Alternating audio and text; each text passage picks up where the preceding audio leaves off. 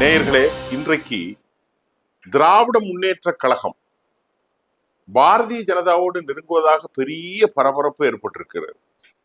இது ரொம்ப முக்கியமான செய்திங்க. ஆனால் இந்த செய்தியினுடைய உண்மை தன்மை என்ன? பாரதிய ஜனதாவோடு நெருங்குவதற்கு நாம் ஏன் நெருங்குகிறது என்று சொல்கிறோம்? இதற்கான செய்தியின் பின்னணி என்ன இருக்கிறது என்பதை நாம் இங்கே களப்படுத்த வேண்டிய மிக முக்கியமான சூழ்நிலையில் இருக்கிறோம். ஏனென்றால் பாரதிய ஜனதாவுக்கு என்ன காரணத்துல நீங்க சொல்றீங்க அப்படின்னு ஒரு கேள்வி எழலாம். சமீப காலமாக திராவிட முன்னேற்ற கழகத்துல முன்னாள் அமைச்சராக இருக்கக்கூடிய அனிதா ராதாகிருஷ்ணன், திருச்செந்தூர் தொகுதிக்காரரு, அவர் பரபரப்பாக பேச்சாளராக திமுகவில் மாறிட்டார். லாட்டரிக்கான சட்டைய கிழிப்பேன், ஏன்னா அவன் இவன் பயபரட்டெல்லாம் ஒரு முதலமைச்சரை முன்னாள் அமைச்சர் ஒருவர் பேசுவது எவ்வளவு ஆரோக்கியமான விஷயம் இல்லை. அவரை சிறையிலே கைது செய்தார்கள், ஜாமீனை பெற்றுக்கொண்டு அவர் இப்பொழுது வெளியே வந்து விட்டார். இப்ப அவர்தான் சொல்லுகிறார், மத்தியிலே திருச்சி சிவா அமைச்சராக பதவியேற்க போறார் என்று ஒரு கதையை விடுகிறார். இதுல என்ன நம்ம கொஞ்சம் யோசிக்க வேண்டி இருக்கு அப்படின்னா, பாரதிய ஜனதா தனது தீவிரமான எதிர்ப்பால் தான் திமுக தமிழ்நாட்டிலே நின்று கொண்டிருக்கிறது. மதச்சார்பின்மை என்கின்ற ஒரு பெரிய செய்தியில தான் திராவிட முன்னேற்ற கழகம் தமிழ்நாட்டிலே நின்று கொண்டிருக்கிறது. அப்படிப்பட்ட திராவிட முன்னேற்ற கழகம், அதுவும் என்ன சொல்வது, பாரதிய ஜனதாவுடைய அமைச்சரவையிலே போர்ட்போலியோவிலே பங்கு பெறுவது அவர்களுக்கு எந்த விதத்தில் லாபத்தை தரும்? சரி, அது தராது. இந்துத்துவா சனாதன எதிர்ப்பு தான் பாஜகவும் திமுகவுக்கும். ஆனால் திமுக இப்பொழுது எப்படி அவர்களோடு சேர்வார்கள்? சமீபமாக நேற்றெல்லாம் இது குறித்தான் ரொம்ப அதிகமாக பேசப்பட்டு கொண்டு வருகிறது. ஆனா என்ன ஒரு சிக்கல், அனிதா ராதாகிருஷ்ணன் ஏன் சொன்னார்? அனிதா ராதாகிருஷ்ணன் சொல்வதற்கான பின்னணி என்ன? அனிதா ராதாகிருஷ்ணனை சொல்ல தூண்டியது யார்? சொல்வதன் நோக்கம் என்ன? இப்படி பல கேள்வி இருக்குல்ல. இப்ப அதே மாதிரி ராஜேந்திர பாலாஜி என்ன சொல்றாரு? ஸ்டாலின் எல்லாத்தையும் பார்த்துக் கொள்வார், இந்த ஆட்சியை கலைத்துக் கொள்வார் என்று அவர் சொல்கிறார். ராஜபாளையத்துக்காரர், அவர் அதிமுகவை சார்ந்தவர். இப்ப இப்படி எல்லோருமே ஒரு குழப்ப நிலையில் இருக்கிற போது நமக்கு என்ன தோன்றுது என்றால், ஏதோ ஒரு திட்டம் திமுக பாஜக போடுகிறதா என்ற ஒரு கேள்வி நமக்கு எழத்தான் செய்யும். ஏதோ ஒரு திட்டம். வெளிப்படையாக அவர்களுக்குள் கூட்டணி கிடையாது.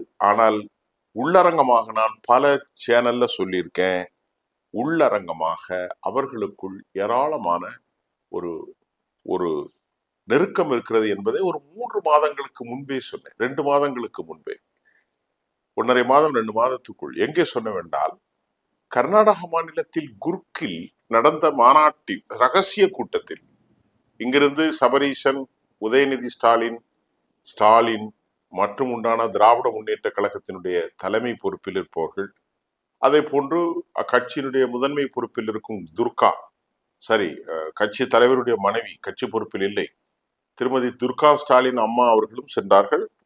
அம்மா துர்கா ஸ்டாலின் அவர்கள் நிமிஷாம்பாள் என்கின்ற ஒரு கன்னட கோயிலுக்கு சென்று அங்கே அவர்கள் சாமி வழிபாடு செய்து மனமுருகி வழிபட்டார்கள் என்ற செய்தியும் இந்தியன் எக்ஸ்பிரஸ் அந்த நேரத்தில் ஒரு 1.5 மாதத்திற்கு முன்பு நாம் செய்தியாக அது வந்திருந்தது. அதை கூட நான் ஒரு யூடியூப் காணொலியிலே பேசியிருந்தேன். அப்போது நமக்கு சில தகவல்கள் வெளியானதில் பாரதிய ஜனதாவில் இருந்து 2 பிரதிநிதிகள், டெல்லி பிரதிநிதிகள் திராவிட முன்னேற்ற கழகத்தினரை சந்தித்து பேசினார்கள் என்ற செய்தி வந்தது. அது என்ன செய்தி என்று தெரிய வரும்போது, இப்போது அனிதா ராதாகிருஷ்ணன் திருச்சி சிவா மத்திய அமைச்சரவையிலே பங்கு பெறுகிறார் என்று சொல்வதற்கும், அன்று பாஜகவினர் 2 பேர் சந்தித்து பேசியதற்கும் உண்மையிலேயே ஒரு தொடர்பு இருப்பதை நாம் நன்கு உணர்ந்து கொள்ள முடிகின்றது. அதில் எந்த விதமான மாற்று கருத்தும் இல்லை என்பதுதான் உண்மை. ஒரு தொடர்பு இருக்கிறது என்பதை நாம் நன்கு உணர்ந்து கொள்ள முடிகின்றது. இக்களச்சூழ்நிலையில் நிலைமை தற்போது பாஜகவோடு அப்படி ஒருவேளை அவர்கள் இணைந்தால் அவர்களுக்கான லாப நோக்கம் என்ன? அது ஒரு கேள்வி வரும். நிச்சயமாக அது ஒரு லாப நோக்கமாக அமையுமா என்று கேட்டால் திராவிட முன்னேற்ற கழகம் லாப நோக்கமாக அமையாது. என்ன காரணம் என்று சொன்னால், அவர்களுடைய எதிர்ப்பே சனாதன எதிர்ப்பு, வர்ணாசிரம எதிர்ப்பு, அனைத்து சாதிகளும் அச்சகராகலாம், அது உண்மை பொய்ங்கிறதெல்லாம் இல்லை. இதுதான் அவருடைய குரல். அவங்க அதெல்லாம் செய்ய மாட்டாங்க. தலித்துக்கெல்லாம் என்று செய்ததில்லை, நாங்கள்லாம் தலித்துகளா என்று கேட்ட தயாநிதி மாறன், நான் எல்லாம் தலித்தா என்று சொல்லக்கூடிய பொன்முடி, ஆலந்தூர் பாரதி, இப்படிப்பட்ட ஒரு சாதி வேறுபாளர்களை கொண்ட கட்சி தான் அது.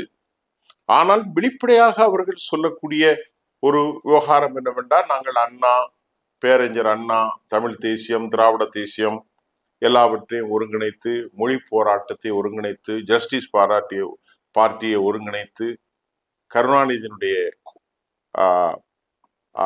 கொள்கைகளை முழங்கி கொண்டு, பிராமண எதிர்ப்பை அவர்கள் காட்டிக்கொண்டு செய்வது அவர்களுடைய இயல்பான ஒரு விவகாரம். அதில் உண்மை இல்லை. திருமணம் செய்வது பிராமணர்களோடு திருமணம் செய்வார்கள். வெளிப்படையாக பார்ப்பனியம் என்று பிராமணர்களை அவர்கள் வசைப்பாடுவார்கள். எல்லா கோயிலுக்கும் செல்வார்கள். கடவுள் கூடாது என்று வெளிப்படையாக பேசுவார்கள். கருணாநிதி போகின்ற காலங்களிலும் இந்த மாதிரியான நடவடிக்கைகள் உண்டு. இப்போது அது வெளிப்படையாக எதிர்த்தாலும் உள்ளரங்கமாக அவருக்குள் பாரதிய ஜனதாவுக்கான கூட்டணி இருப்பது எல்லோருக்கும் தெரியும்.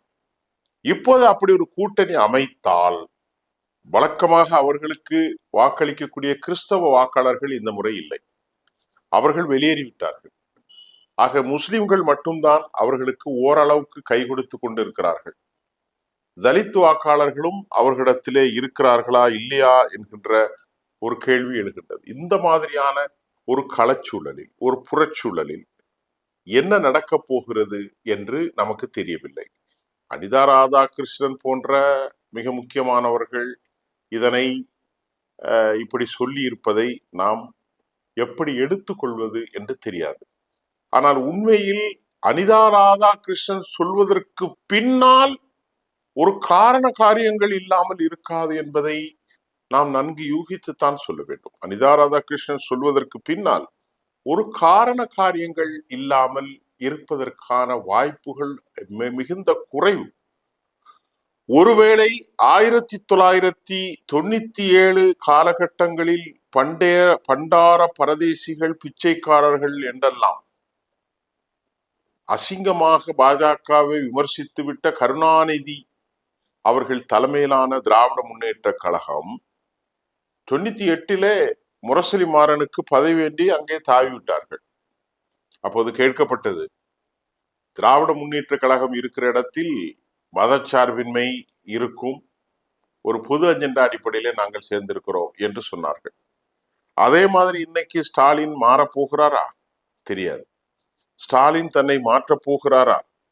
அல்லது அரசாங்கத்திற்குள் நீண்ட நாள் விவகாரத்தில் இவனை அனுமதிக்காமல் மத்திய அரசாங்கத்தோடு சேர்ந்து, மத்திய அரசாங்கம் பிஜேபியோடு நாங்கள் கூட்டில்லை, காங்கிரஸோடு அதிமுகவோடு தான் கூட்டு என்று கதையை மாற்றப் போவதற்கும் வாய்ப்பு உண்டு. என்னால் அண்மையிலே பேட்டி கொடுத்த திரு டிடிவி தினகரன் ஐயா அவர்கள் ஒரு செய்தியை சொல்லியிருந்தார்கள். அவர்கள் என்ன சொல்லியிருந்தார்கள் என்று சொன்னால், காலத்தின் கட்டாயம் இனி அதிமுக திமுக என்று சொல்லிக் கொண்டிருக்க முடியாது. ஆகவே களச்சூழல் மாறுகிறது, யதார்த்தம் மாறுகிறது, அதற்கேற்றவாறு கூட்டணிகளை அமைத்து முன்னேறுவது காலத்தின் ஓட்டம் என்று ஐயா திரு டிடிவி ஐயா அவர்கள் சொல்லியிருந்தார்கள்.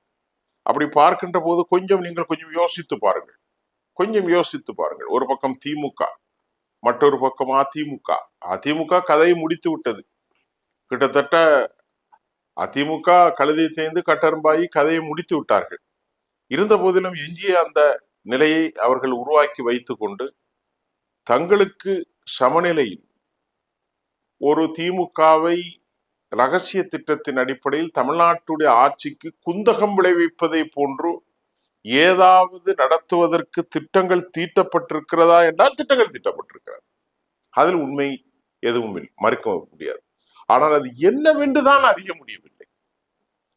அவர்கள் வெளியரங்கமாக பாஜகவுக்கு திமுக ஆதரவு கொடுக்க மாட்டார்கள். அது எங்களுக்கு தெரியும். ஆதரவு கொடுத்தால் உள்ளதும் போனது லொல்லக்கண்ணா என்று சொன்ன மாதிரி போய்விடும். எஞ்சிய இஸ்லாமியர்களின் வாக்குகள், எஞ்சிய கிறிஸ்தவர்கள், தலித்துகளின் வாக்குகளை தங்களுடைய அந்த 25% அது இருக்கு. இன்னைக்கு 25% விட்டாலும் அந்த வாக்குகள் இருக்கு. அந்த வாக்குகளை அவர்கள் இழந்து விட மாட்டார்கள். ஆனால் பாஜகவோடு பழனிசாமியின் கம்பெனி, ஏன்னால் ராஜேந்திர பாலாஜி மேலே இருக்கவன் எல்லாம் பார்த்து கொள்வான் என்று சொன்னவர் தான் மோடியை. அதே மாதிரி திண்டுக்கல் சீனிவாசன் மேலே இருக்கவன் எல்லாம் பார்த்து கொள்வான் என்று சொன்னவர் தான். இதே ராஜேந்திர பாலாஜி இப்போது திமுக ஸ்டாலின் பார்த்து கொள்வார் என்று சொல்வதும், திருச்செந்தூர் தொகுதியினுடைய முன்னாள் அமைச்சர், கால்நடைத்துறை அமைச்சர் அனிதா ராதாகிருஷ்ணன் திருச்சி சிவா வரப்போகிறார் என்று சொன்னதும் பல சந்தேகங்களுக்கும் யூகங்களுக்கும் வழிவகுக்கிறது என்பதுதான் உண்மை. அடுத்தடுத்த செய்திகளோடு நான் உங்களை சந்திக்கின்றேன். நன்றி.